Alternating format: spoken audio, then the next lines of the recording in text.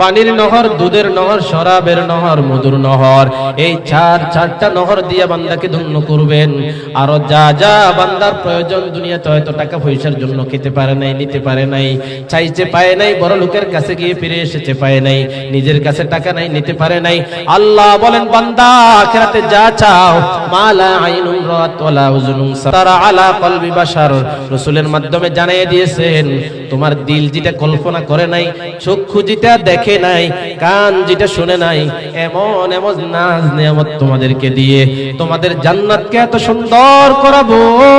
কাফেররা তোমাদের কাছে চাইবে ওয়ানাদা আসহাবুন নারি আসহাবাল জান্নাহ, ও কাফের বাসীরা